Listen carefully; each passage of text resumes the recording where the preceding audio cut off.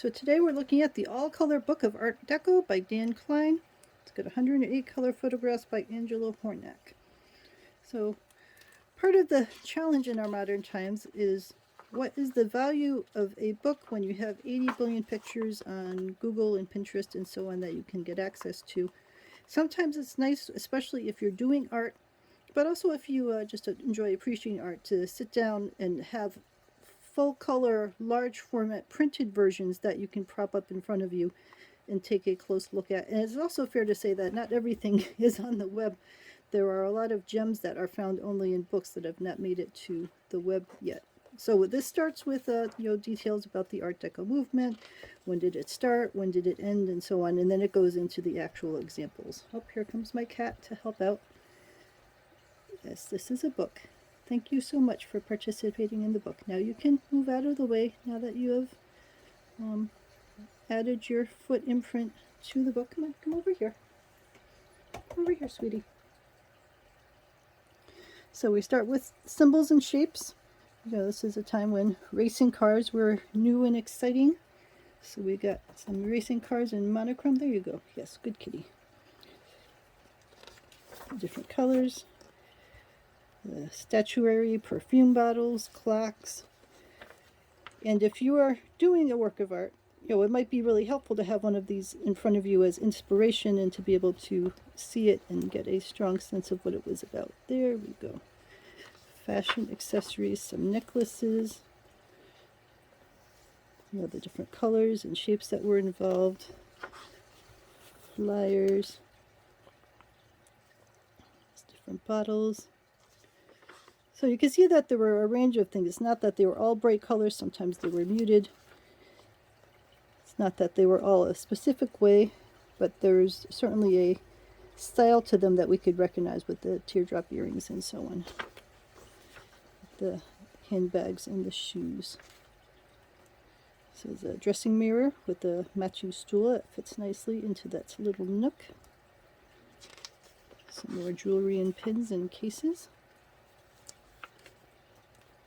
Furniture, the statuary, the mirror. I really happen to enjoy this style, so all the little details on the mirror, the vases, and the curved nature of the furniture. Some panels and a table. And some of them you might look at and say, well, is that really the best example of Art Deco? But I think it's good to have a range of styles in here so that you can see that people interpreted it in different ways. We had a nice display cabinet. See if I could get the shine off of that. Another cabinet, the statuary and the lights. A side chair and the side table. That's a weighing machine. And then a center table. And then they talk about interior design in general, which would be, hotels and restaurants and that sort of thing, private clubs. So this is someone's desk. Sweetie. This is the entry hall to the Daily Express building in London. The foyer of the Savoy Theatre. So there's a lot of pretty imagery. And again, maybe not images that you would find elsewhere, so that you get a sense of the different ways that Art Deco was portrayed by different artists. This bathroom setup. Alright, let it go. Ooh, alright, that is really pretty. I think that was the Women's Lounge at the Savoy. No, the Women's Lounge at the Radio City Music Hall. And you can just imagine what it might have been like to live during that time and to be walking through these spaces. And it's sort of funny. I mean, it's a time travel experiment. We, in modern times, look at these things and sort of in our head, they think of old-fashioned glamour. To them, in their time, it was cutting edge, just as we would look at the latest fashion that was coming out. So we have to imagine ourselves being in that time period where they were coming from, Victorian and other kinds of sensibilities, and then they were seeing this as the latest and greatest. All right, sweetie, I need you to come off. And come on, go that way. You are so helpful. So so helpful. There we go. So different kinds of bottles.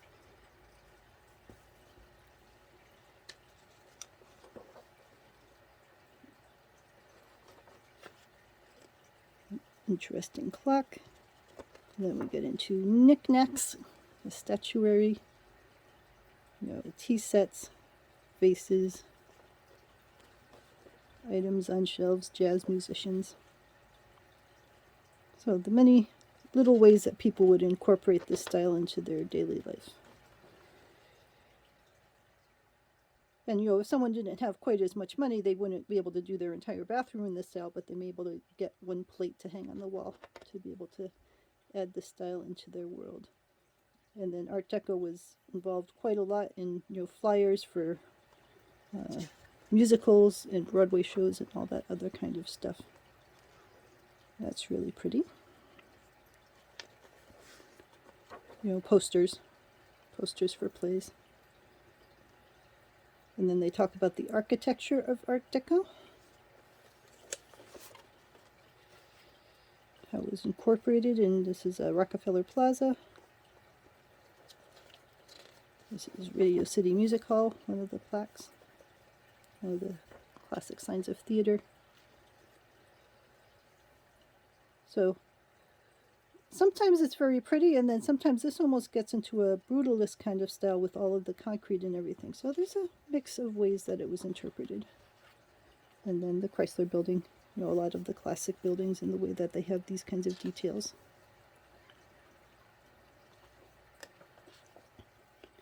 And then a lot of it was associated with this kind of glamorous lifestyle, celebrating beauty and sleekness and elegance. With lots of alcohol, being drunk. And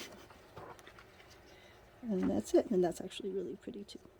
So it's got a nice selection of items in there to appreciate if you're doing some sort of artwork that is in the style of Art Deco. This could give you all sorts of different ideas, and this could be part of a collection that you have. But if you are just sort of interested in Art Deco, this might be the kind of thing where you take a look at a copy from a library or something, or borrow a copy from a friend and get the ideas you need and don't necessarily need to keep it. So it all depends on how heavily you are into Art Deco and how much you need some of the images in here for whatever projects you're working on. Let me know if you have any questions. Yeah, just really